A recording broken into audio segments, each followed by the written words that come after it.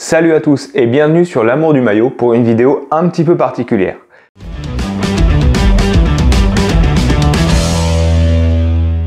Pour la première fois sur ma chaîne, aujourd'hui on va faire un unboxing d'un maillot que j'ai acheté sur Vinted. Alors on va changer un petit peu de concept, on va faire une vidéo un petit peu plus brute, sans trop de montage, sans trop de cut, de façon à avoir le sentiment du coup que j'échange avec vous. Donc avant de commencer déjà, je vais vous mettre en garde par rapport à Vinted, puisque Vinted ça peut être vraiment quelque chose qui change votre collection, qui apporte une plus-value, mais il faut faire super gaffe. Sur Vinted, la moitié des maillots à peu près, c'est de la contrefaçon.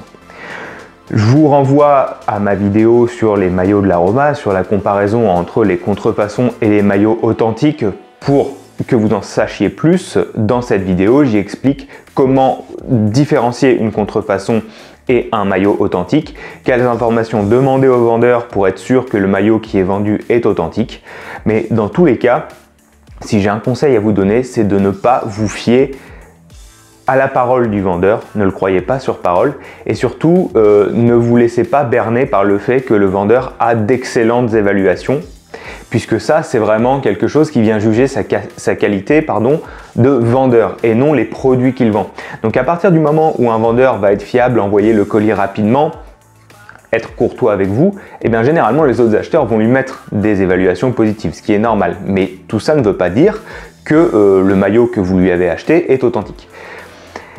Donc, la raison pour laquelle j'ai choisi de porter ce maillot-là, de mettre ce maillot-là en évidence et de faire l'unboxing que je vais faire aujourd'hui, c'est pour vous dire que par contre, une fois que vous avez l'œil, une fois que vous êtes renseigné, une fois que vous êtes avisé, sur Vinted, vous pouvez trouver vraiment des pépites. Donc, on va commencer l'unboxing tout de suite. Je vais vous montrer le maillot et ensuite, je vais vous expliquer comment je fais, moi, pour trouver des maillots à pas cher, d'excellente qualité. Alors,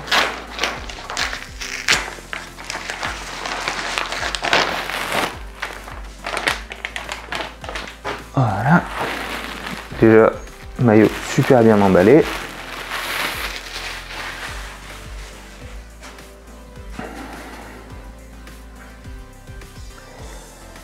Vous le voyez là, je ne sais pas si vous le reconnaissez, c'est le maillot de la Russie de l'Euro 2008. C'était le maillot extérieur de mémoire et surtout c'est un maillot player. C'est le maillot que les joueurs portaient sur le terrain. Je ne vais pas vous faire la présentation de l'historique du maillot comme je le fais d'habitude. L'histoire du maillot, vous la retrouverez sur la chaîne Ultimo DS avec qui je fais une collaboration durant l'Euro. J'y parlerai de la Russie à l'Euro 2008, du contexte, de l'avant, de l'après. Et là, je me baserai sur ce maillot-là. Aujourd'hui, j'ai juste simplement vous faire une petite description rapide, vous dire combien j'ai payé le maillot et comment j'ai fait pour le trouver. Donc, ce qui différencie déjà les maillots pro de l'époque des maillots qu'on pouvait trouver en boutique, notamment celui de la Russie, c'est que déjà le drapeau qui est là, que vous voyez sur l'avant, est directement sublimé, donc imprimé au sein du tissu, là où le drapeau sur les répliques était brodé. Ensuite, vous avez une coupe beaucoup plus slim. Je ne sais pas si vous allez vous rendre compte. Et vous avez un tissu à l'arrière au niveau du dos qui est beaucoup plus aéré. Et enfin, comme d'habitude, ça j'en parle à chaque fois que je parle de maillot Nike. Ici, vous avez étiquette de lavage thermocollée. Là où vous avez un vrai feuillet d'étiquette sur les répliques. Ce maillot-là, il m'a coûté 10 € frais de port compris. Donc, évidemment, pour trouver des pépites comme ça, l'idéal, c'est de tomber sur des personnes qui ne savent pas vraiment ce qu'elles vendent. Mais il faut aussi être en mesure de reconnaître le maillot. Donc, ayant l'œil pour les maillots, disons les maillots player, directement quand j'ai vu l'annonce, que j'ai vu une coupe un peu plus slim, que j'ai vu qu'il y avait, comme vous le voyez là au milieu du drapeau, un espace laissé pour les numéros, puisque l'UEFA interdit aux équipes de floquer les numéros sur des tissus à motifs. Donc c'est pour ça par exemple que vous voyez souvent le maillot de la Croatie avec un encart au milieu. Là c'est la même chose, la réplique à l'époque c'était une bande tout entière. Donc déjà là-dessus j'ai su le reconnaître. La coupe slim évidemment, le fait qu'il n'y ait pas de détails, d'étiquette en bas ou quoi, je me suis dit ça sent bon. Le maillot était à 7 € je crois. J'ai vite fait mes recherches, j'ai regardé, donc j'ai vraiment comparé, puisque je ne suis pas un spécialiste des maillots de la Russie, j'ai comparé les différences, effectivement c'était bien un maillot player. Donc tout ça, en fait, vous pouvez avec l'expérience reconnaître des maillots player sans être spécialiste d'une équipe. C'est juste qu'en sachant qu'il y a toujours des caractéristiques un petit peu communes, les coupes slim, des tissus plus légers, parfois des logos thermocollés, donc déjà ça doit donner des indices. Je vous ai aussi mis en avant le maillot des États-Unis que je porte là, de l'année 2006, et un maillot porté en match du Cameroun, 2006 aussi, pour vous dire que grâce à ça, j'ai pu repérer ces maillots-là sans que ce soit indiqué maillot player ou maillot de match. Ce maillot-là, des États-Unis, il était vendu 20 €. J'ai acheté le maillot.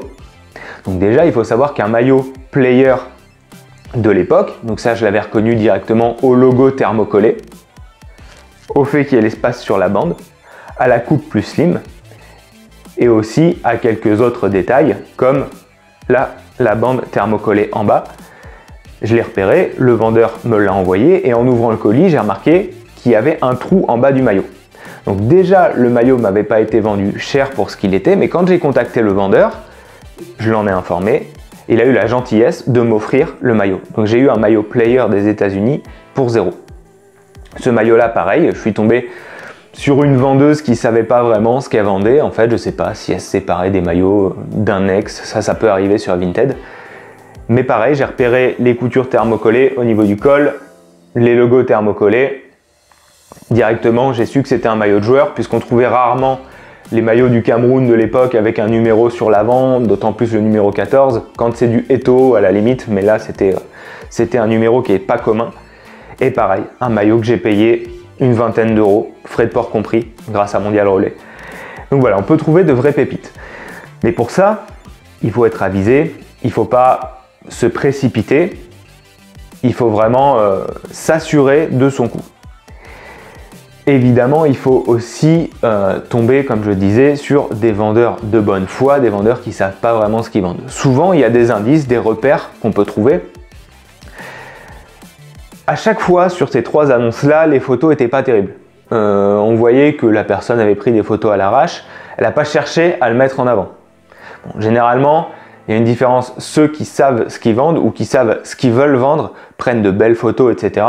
Les personnes qui vident vraiment leur dressing prennent des photos qui ne sont pas nécessairement très carrées. Donc ça, c'est un premier indice.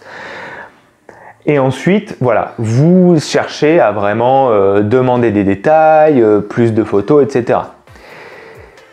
Quand il y a vraiment une belle affaire en jeu, et là, je reprends les conseils de Seb Paris in My Blood, dont je vous conseille la chaîne. C'est un spécialiste collection du PSG. Cherchez pas à les négocier 2-3 €, ça sert à rien. Des fois, pour 5 €, vous allez voir un maillot vous passer sous le nez parce qu'un autre connaisseur va passer à ce moment-là, alors que ça vaut vraiment pas le coup. Quand on connaît les prix sur le marché, un maillot des États-Unis comme ça, sur eBay, ça se vend 150, voire 200 €. Bon, là, faut trouver preneur. Mais voilà, les maillots de base, comme celui de la Russie comme ça, c'est pareil, pour une soixantaine d'euros sur eBay, ça peut se vendre. Un maillot porté en match du Cameroun de l'année 2006, c'est pareil, ça peut valoir une petite somme.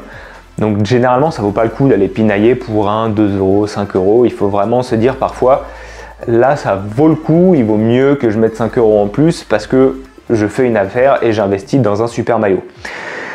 Donc tout ça pour dire que Vinted, c'est un outil. Et c'est un outil qui, comme tout outil, voilà, on ne plante pas des clous avec un tournevis.